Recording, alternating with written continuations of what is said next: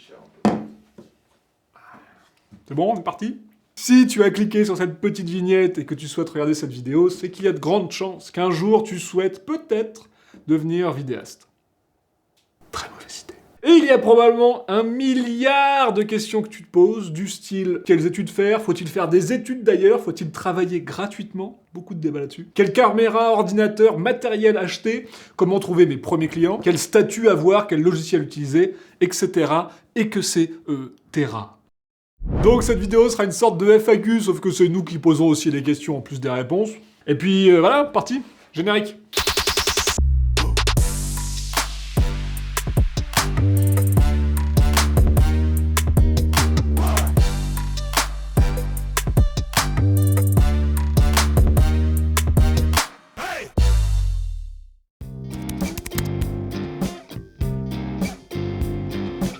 Oui et non, tout dépend ce que tu veux faire. Moi je conseille quand même de faire des études, pourquoi? Parce qu'il y a une partie du bagage technique qui vient quand même pas mal de la théorie. Mais surtout, le plus important par rapport aux études, c'est le réseau que vous allez vous constituer. Ce qui est important, surtout quand vous démarrez, c'est de vous faire un réseau d'autres vidéastes avec lesquels vous allez pouvoir monter des projets, avec lesquels vous allez pouvoir vous filer du boulot, etc. Et c'est vraiment hyper important pour l'avenir. De manière générale, le côté relationnel dans ce boulot, surtout quand vous êtes indépendant, est primordial. Pourquoi? Parce que vous pouvez faire le meilleur taf du monde. Bon, peut-être pas le meilleur taf du monde. Vous pouvez faire un très bon boulot. Si derrière vous vous comportez comme un connard sur les tournages et en post-production, etc., les gens vous rappelleront pas, tout simplement. Parce que figurez-vous que c'est incroyable, mais les gens veulent pas bosser avec des connards.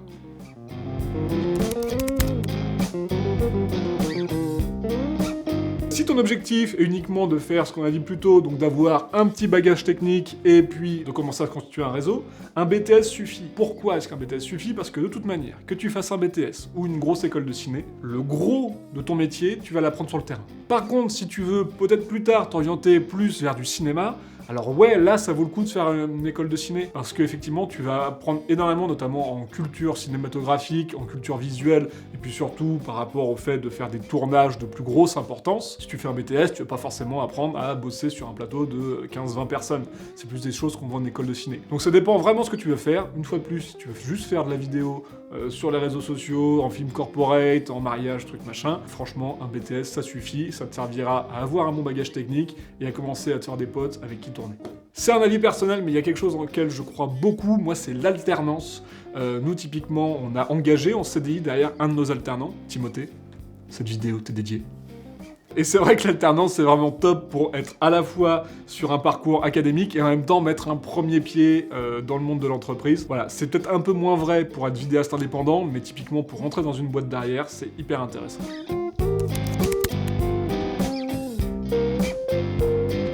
Faut-il travailler gratuitement? Putain, mais là c'est la question où la moitié des gens vont me détester derrière. Mais c'est pas grave. I stand by it, comme je dis. C'est un gros débat. Faut-il travailler gratuitement? C'est un gros débat. Certains pensent que oui, d'autres pensent que non. C'est le principe d'un débat. Et effectivement, les gens sont assez virulents par rapport à cette question d'ailleurs.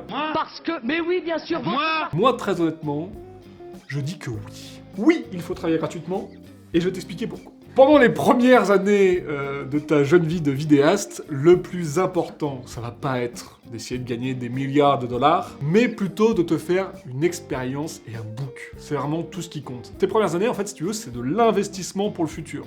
L'idée, c'est dans un premier temps, vraiment d'avoir le plus d'expérience possible, de vraiment finir le parcours que tu as entamé pendant tes études, finalement. Vraiment, d'aller te constituer un book sérieux, solide, qui va t'aider à trouver des clients, à faire toujours de meilleurs projets, etc. Et donc ça, si tu veux, c'est vraiment ça l'objectif dans un temps. Évidemment que tu dois gagner ta vie, tu ne peux pas faire que des projets gratuits, parce que sinon... compliqué pour payer le loyer à la fin du mois. Tu peux en faire, pour moi, surtout, s'il y a une vraie récompense derrière. Donc soit si c'est un projet qui esthétiquement vaut le coup, si vraiment derrière tu sors une belle ref, ou alors si derrière, en termes de réseau, c'est vraiment intéressant. Oui, parfois, il vaut mieux travailler gratuitement qu'aller choper un petit billet de 200-300 balles qui va pas te servir dans ta vie, si tu veux, parce que 200-300 balles dans une vie, c'est rien du tout. Par contre, aller chercher la bonne ref qui derrière va te permettre d'obtenir le gros contrat, si tu veux, ça tout de suite, c'est beaucoup plus intelligent. Effectivement, t'as toujours les connards qui te disent « Oui, mais on te paye pas, mais on te donnera de la visibilité, je sais pas quoi. » On s'en fout.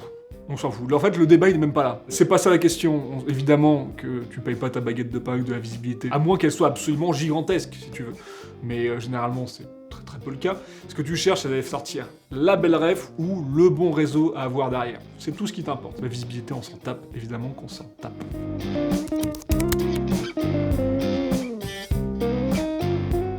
Mais c'est très flou comme question, Jackie. Et c'est moi qui l'ai écrit pourtant cette question. On pourrait évidemment faire, même pas une, mais des vidéos entières là-dessus. Quel matériel acheter, ça veut tout et rien dire. La question principale, je pourrais te dire que c'est ce que tu as envie de filmer, mais ce qui compte vraiment, c'est ton budget, évidemment. Faut définir quel budget tu as, et derrière, tu vas acheter le matériel en conséquence. Ce que je peux te donner, parce que je ne connais pas ton budget, on ne se connaît pas, vous êtes pour plusieurs, j'espère, à regarder ces vidéos, donc plusieurs budgets différents. Par contre, ce que je peux te donner, c'est une idée, en tout cas très personnelle, de répartition du budget. Pour moi, il y a bien 60% qui doivent partir dans ton boîtier et ton premier objectif. Parce que c'est effectivement l'importance que ça aura sur ton image au final. C'est vrai que c'est hyper important le boîtier et l'objectif. Si tu démarres, je te conseille de prendre un hybride. En termes de rapport qualité-prix, c'est ce qui sera le plus intéressant aujourd'hui.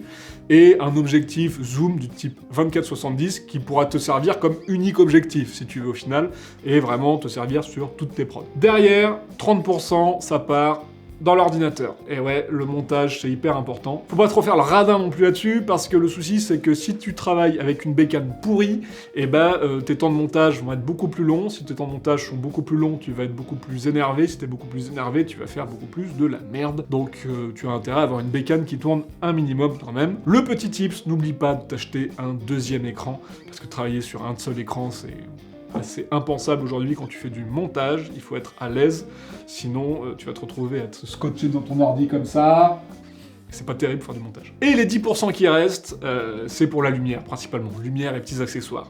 Je sais que ça peut être potentiellement très très peu, mais c'est le plus secondaire. En fait, tous ces accessoires, toutes ces lumières, etc., c'est des choses où tu peux bricoler au final, la plupart du temps. C'est-à-dire que t'as pas de lumière, tu tournes en extérieur ou devant des fenêtres, etc.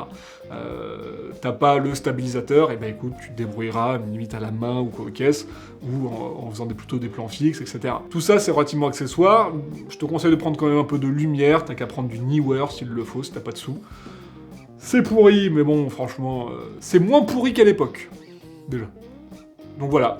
60% dans le boîtier et l'objet, 30% dans le matériel de montage, 10% en lumière et accessoires. Si tu as, toi, des recommandations qui ne sont pas du tout celles-là, je te laisse les partager en commentaire, ça m'intéresse beaucoup. Si tu penses qu'il faut tout mettre dans les projecteurs, par exemple, tocard.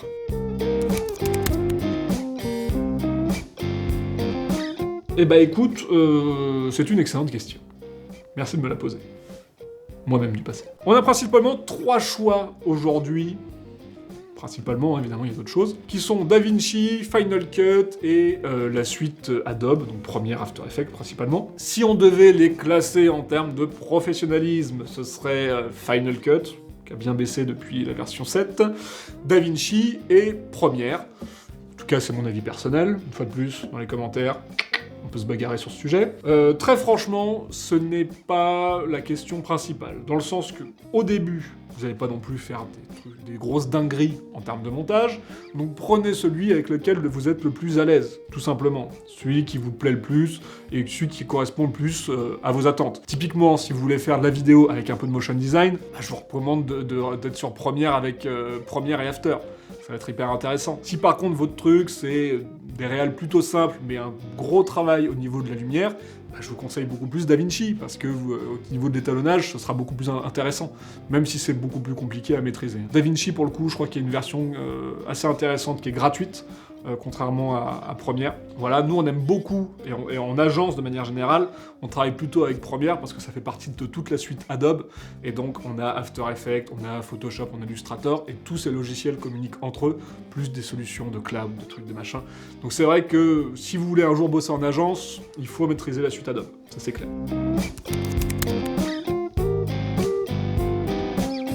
Et figure-toi qu'on a fait une vidéo à ce sujet. Si tu n'as pas envie de voir cette vidéo, je te fais la version super courte. Tu as 3 étapes à respecter dans cet ordre. En tout cas, c'est la stratégie que moi je propose. 1. Contacter des boîtes de prod. 2. T'inscrire sur des plateformes type Malte, etc. Et 3. Publier un max sur les réseaux sociaux au niveau de tes réalisations. Voilà, pour moi c'est la stratégie en 3 étapes qui te permettra assez rapidement de trouver des clients. Et voilà, cantonne-toi à ça.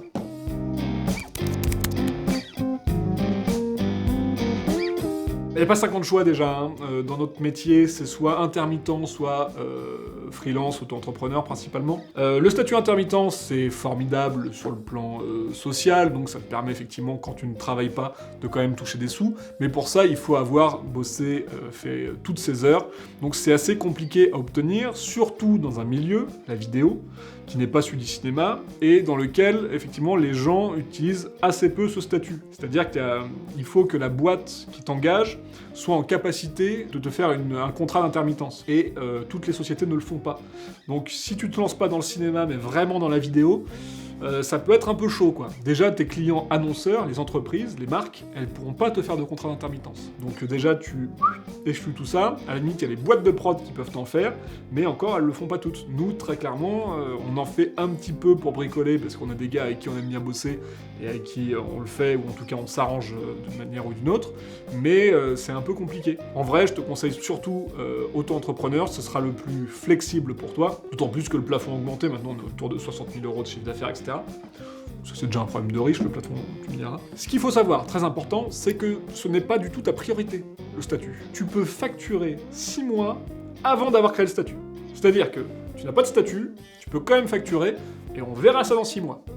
Donc, dans les premiers temps, moi je te conseille vraiment de te concentrer sur le fait de trouver des clients, de faire de bonnes premières prestations, et on verra plus tard pour créer le statut, tu as 6 mois devant toi. Voilà, cette FAQ est terminée, merci à Paul du passé d'avoir posé toutes ces questions. Sans déconner, si tu as des questions qui n'ont rien à voir avec celles que j'ai posées, ou en complément, je ne sais pas. N'hésite pas à les poser dans les commentaires, je me ferai une joie d'y répondre. Si ça vous a plu, peut-être qu'on fera une FAQ 2 avec des vraies questions cette fois-ci, quand on aura dépassé les 360 abonnés dans notre secte. Donc voilà, n'hésitez pas à vous abonner, lâcher un petit pouce bleu. Moi je vous retrouve très vite avec de nouvelles vidéos. D'ici là, restez authentiques.